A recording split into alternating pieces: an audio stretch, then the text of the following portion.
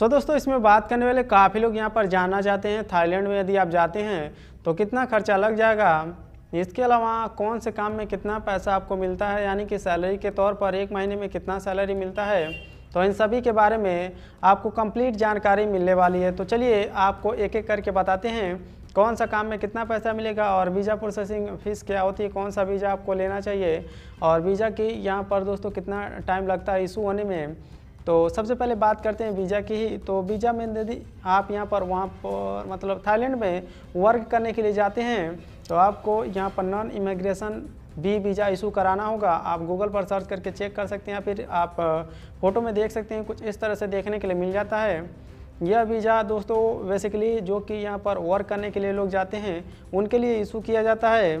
इसके अलावा इसकी फ़ीस की बात करें तो दोस्तों 2500 से 3500 थाई बात। जी हाँ दोस्तों, यह थाईलैंड की कंट्री है। इंडिया में बात करें तो आपको 5000 से 7500 रुपये देखने के लिए मिल जाता है इसका वीज़ा का प्रोसेसिंग फ़ीस। और इसे इशू होने में दोस्तों 15 से 30 दिन का समय लगता है। जैसा कि आप जानते हैं, यदि आप किसी एजेंट के थ्रू या फिर किसी एम्बेसी के थ्रू प्रोसेस कराते हैं तो अलग अलग यहाँ पर रेट का फ़र्क पड़ सकता है, लेकिन यहाँ पर यही इसका गवर्नमेंट फ़ीस होता है जो कि ऑफिशियली आपको हमने बता दिया। अब इसे इशू होने के लिए कुछ शर्तें हैं। जी हाँ दोस्तों, सबसे पहले तो आपके पास एक वैलिड पासपोर्ट होना चाहिए जिसमें 6 महीने से ऊपर वैलिडिटी होनी चाहिए। इसके अलावा आपके पास एक ऑफ़र लेटर होना चाहिए जिस कंपनी में आप वर्क करने के लिए जाते हैं, और वह ऑफ़र लेटर एक रजिस्टर्ड कंपनी के द्वारा होना चाहिए जो कि थाईलैंड में रजिस्टर होता है। इसके अलावा आपको यहाँ पर मेडिकल सर्टिफिकेट भी दिखाना होगा कि आपका यहाँ पर मेडिकल फिट है, तभी आपका यह वीज़ा इशू किया जाता है। जी हाँ दोस्तों, और यदि मान लीजिए आप वर्क करने के लिए इस वीज़ा को लेते हैं जो कि नॉन इमिग्रेशन वीज़ा होता है, इसके लिए वर्क परमिट आपको लेना पड़ेगा। वह आपका एम्प्लॉयर यानी कि जिस कंपनी में आप काम करने के लिए जाते हैं वह कंपनी वाला आपको यहाँ पर दिला देगा। जी हाँ दोस्तों, इसकी भी फ़ीस करीब करीब यहाँ पर 5000 से 10,000 रुपये इंडियन रुपीज़ में। और थाई बात की बात करें तो इसमें 2500 से 5000 रुपये देखने के लिए मिलता है, और यह दोस्तों 1 से 2 हफ्ते में इशू हो जाता है, इसकी कोई बात नहीं है। टोटल यहाँ पर वीज़ा और इसकी बात करें तो दोस्तों यदि मान लीजिए किसी एजेंट या फिर एजेंसी के थ्रू आप अप्लाई करते हैं तो आपको करीब करीब 50,000 से 1 लाख रुपये तक पे करना पड़ सकता है यदि आप थाईलैंड में जाते हैं। अभी आपको बताएंगे किस तरह से आप इससे पैसे को बचा सकते हैं और कितने कम पैसे में आप जा सकते हैं। और सबसे पहले बात करें तो कौन से काम में कितना आपको सैलरी मिलेगा, इसके अंदाज़ा लगाने के लिए दोस्तों आपको अलग अलग यहाँ पर साइट पर चेक करना होता है।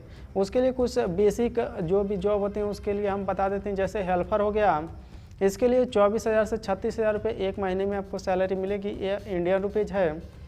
इसके अलावा राजमिस्त्री जो भी लोग यहाँ पर मिस्त्री होते हैं तो उनका सैलरी करीब करीब 36,000 से 60,000 रुपये एक महीने में मिलेगा। जी हाँ दोस्तों, जिसके पास हाई लेवल का स्किल और एक्सपीरियंस है उनको 36,000 से 60,000 रुपये हर महीने देखने के लिए मिल जाएगा।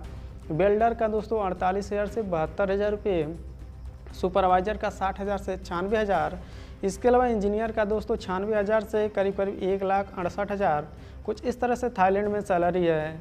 इसके अलावा यदि और हम यहाँ पर बताएंगे दोस्तों वीडियो काफ़ी लंबा हो सकता है, तो ऐसे में यदि आप किसी और जॉब के बारे में जानना चाहते हैं कि इसकी सैलरी थाईलैंड में कितना होगी तो आप नीचे कमेंट करके ज़रूर बताइए, तो उसके बारे में भी जानकारी आपको यहाँ पर मिलेगी।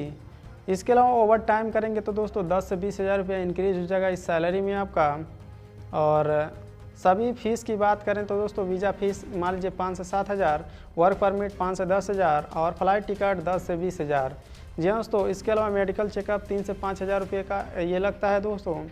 अब यहाँ पर बात करें या फिर किसी एजेंट के थ्रू या फिर एजेंसी के थ्रू आप अप्लाई करते हैं तो आपको टोटल खर्चा 50,000 से 1 लाख आएगा, और यदि आप स्वयं से अप्लाई करते हैं तो करीब करीब 25,000 से 40,000 के बीच में आप जा सकते हैं। जो भी गवर्नमेंट या फिर प्रोसेसिंग फ़ीस होता है इतना ही लगेगा, और थाईलैंड में जा कर के आप यहाँ पर 50,000 से 60,000 1 लाख रुपये तक हर महीने अर्न कर सकते हैं। तो चलिए आपको यहाँ पर और भी जानकारी बता देते हैं। यदि आप स्वयं से जाना चाहते हैं उसके लिए आपको जैसा कि हमने बताया डॉक्यूमेंट वीज़ा इशू कराने के लिए वर्क परमिट चाहिए।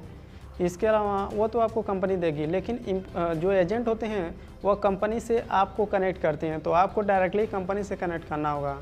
उसके लिए अलग अलग वेबसाइट होते हैं दोस्तों, जैसे कि NSDC आप गूगल पर सर्च करिए, ये सरकारी एक एजेंसी है। इसके थ्रू काफ़ी लोग यहाँ पर अलग अलग कंट्री में आते जाते रहते हैं। उसके लिए हमने वीडियो भी बनाया, आप हमारे चैनल पर चेक कर सकते हैं NSDC सर्च करके, और इस चैनल का नाम लिखेंगे तो आ जाएगा वीडियो। आप बहुत ही आसानी से उसे देख करके समझ सकते हैं। तो हमें उम्मीद आप समझ गए होंगे दोस्तों खुद से कैसे जा सकते हैं, आने जाने में कितना खर्चा लगेगा, किस काम में कितना सैलरी मिलेगा।